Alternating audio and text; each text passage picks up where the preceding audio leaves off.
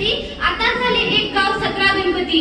वर्गणी आणि देणगीसाठी आपसातच कार्यकर्ते भांडती आणि त्याच भांडणाने केली सामाजिक ऐक्याची मूठमाती। बदललेले उत्सव बदललेले सण, बदललेले उत्सव बदललेले सण, पैशाचा चुराडा आणि विस्कटलेले मन। सणांचा खरा अर्थ ऐक्य बंधुभाव, आज मात्र दिसतो दिखावा आणि भेदभाव, दिखावा आणि भेदभाव। अध्यक्ष महोदय, उपस्थित गुरुजन वर्ग, राजशास्त्री प्रभू यांची निष्पक्ष लेखणी हातात धारण केलेले मान्यवर परीक्षक गण आणि माझे स्पर्धक मित्र मैत्रिणींनो, कार्यसम्राट कैलासवासी शरणप्पा मलंग यांच्या जयंतीदिनी आयोजित या तालुकास्तरीय वादविवाद स्पर्धेत सर्वप्रथम कैलासवासी शरणप्पा मलंग यांच्या प्रतिमेस विनम्र अभिवादन करते व प्रस्तुत विषयाच्या प्रतिकूल बाजूने म्हणजेच आजच्या सणोत्सवाचे बदलते स्वरूप सामाजिक ऐक्य स्मारक आहे या बाजूने मी माझे मत मांडणार आहे।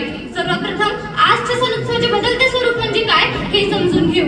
सणोत्सव म्हणजे धर्म, समाज, परंपरा, संस्कृती किंवा निसर्गाशी निगडीत महत्त्वाच्या घटना किंवा विविध ऋतूंमध्ये साजरे केले जाणारे सामाजिक, धार्मिक व सांस्कृतिक कार्यक्रम जसे दसरा, दिवाळी, पाडवा, रक्षाबंधन, ईद आणि ख्रिसमस। पण या सर्व सणांचे स्वरूप जसे पूर्वी होते तसे आता राहिले नाही। वाढत्या नागरीकरणाने, बदललेल्या विभक्त कुटुंब पद्धतीमुळे आणि वैज्ञानिक दृष्टिकोनामुळे या सर्व सणांचे स्वरूप आता वरचेवर बदलत आहे। तसेच सामाजिक ऐक्य म्हणजे रवींद्रनाथ टागोर यांच्या मते धर्म, पंथ, जात यांच्यातील भेद बाजूला ठेवून आपण सारे भारतीय आहोत ही जाणीव प्रत्येकाच्या मनात दृढ होणे म्हणजे सामाजिक ऐक्य। तसेच डॉक्टर बाबासाहेब आंबेडकर यांच्या मते स्वातंत्र्य, समता आणि बंधुता या त्रिसूत्रीचा प्रत्येक घटकाने केलेला स्वीकार म्हणजे सामाजिक ऐक्य होय। परंतु आजच्या सणोत्सवाचे बदलते स्वरूप सामाजिक ऐक्य केवळ मारक आणि मारकच ठरत आहे। सणांचा खरा अर्थ घरातील लहान मुलांनाच काय तर मोठ्यांना सुद्धा माहित नाही हे आजच्या समाजाचे चित्र आहे। म्हणूनच ते सामाजिक ऐक्यास पूर्णपणे मारक आणि मारकच ठरत आहे। आई नाही घरी, आजी आजोबा जुन्या घरी, आई नाही घरी, आजी आजोबा जुन्या घरी, बाबा आणि दादा फिरे दारोदारी, बाबा आणि दादा फिरे दारोदारी, घराघरात होती अशी रंगपंचमी साजरी, अशी रंगपंचमी साजरी। आजच्या समाजात सर्रास दिसणारे हे चित्र आहे। रंगपंचमी सारख्या ऐक्य भावना शिकवणाऱ्या सणांचाही बदललेल्या स्वरूपाने नुसता बाजारच मांडला आहे। उमरग्याचे उदाहरण घ्या ना, हॉटेल धाटी सारख्या ठिकाणी महिलांचा रंगपंचमी कार्यक्रम आयोजित होतो आणि घरातील स्त्रिया रंगपंचमी साजरी करण्यासाठी तिथे जातात। मला सांगा, सणांचे असे व्यवसायीकरण झाल्याने समाजात ऐक्य निर्माण होईल का?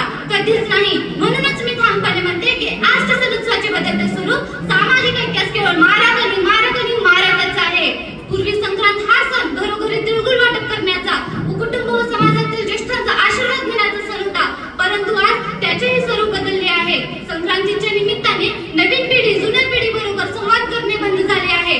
गावातील मुलांनी मैदानावर एकत्र येऊन एकत्र पतंग उडवणे तो ऐक्यभाव बदललेल्या सणांच्या स्वरूपाने आता संपला आहे।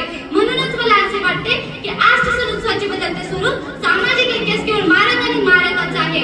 माझे स्पर्धक मित्र कदाचित सामाजिक ऐक्य म्हणजे काय हा विषय विसरले आहेत। गणेशोत्सव साजरा करण्यासाठी जमा झालेली गर्दी आणि एखाद्या शोभायात्रेचा घोळका म्हणजे त्यांना सामाजिक ऐक्य वाटत आहे, परंतु त्या मित्रांना मला सांगावे वाटते की गर्दी आणि घोळका म्हणजे सामाजिक ऐक्य नव्हे। दररोज कितीतरी मोठ्या प्रमाणात छत्रपती शिवाजी महाराज टर्मिनलवर अशी गर्दी सकाळी मुंबईला असते, मग ते सामाजिक ऐक्य आहे का? क्रिकेट मॅच बघण्यासाठी हजारो प्रेक्षक मैदानावर एकत्र येतात, ते सामाजिक ऐक्य आहे का? निश्चितच नाही। त्यामुळे बदललेले सणोत्सवाचे स्वरूप सामाजिक ऐक्य निर्माण होण्यास तारक ठरतात हे पूर्णपणे खोटे आहे। आणि आता सणोत्सव केवळ देवपूजा किंवा परंपरेपुरतं मर्यादित न राहता त्यामध्ये व्यावसायिकरण व राजकारण वाढले आहे। या सणामधून सामाजिक ऐक्याऐवजी नको तितका दिखावा आणि स्पर्धाच वाढलेली दिसून येते, म्हणूनच ते सामाजिक ऐक्य स्मारक ठरतात। आताच माझे स्पर्धक मित्र बदललेले सणोत्सवाचे स्वरूप सामाजिक ऐक्य निर्माण होण्यास तारक आहे असे सांगत होते, पण त्या मित्रांना मला असे विचारायचे आहे की बदललेल्या सणोत्सवाच्या स्वरूपामुळे सणामधील मूळ साधेपणा संपला आहे हे तुम्हाला दिसत नाही का? नाही तेवढे उधळपट्टी करून आणि केवळ दिखाव्यासाठी खर्च करून कुटुंबाला कर्जबाजारी करून आपण कोणते सामाजिक ऐक्य साधत आहोत? माझ्या स्पर्धक मित्रांनी कृपया माझ्या या प्रश्नाचे उत्तर द्यावे। आजच्या सणोत्सवाच्या बदललेल्या स्वरूपामुळे मोठमोठ्या मिरवणुका व शोभायात्रा आयोजित केल्या जातात, पण याच मिरवणुका आणि शोभायात्रामध्ये भांडणे, वाद आणि धार्मिक दंगली निर्माण होतात। वाहतूक कोंडी, ध्वनी प्रदूषण, विविध आजारांचे संक्रमण, गुन्हेगारी प्रवृत्ती, मद्यपान, छेडछाड,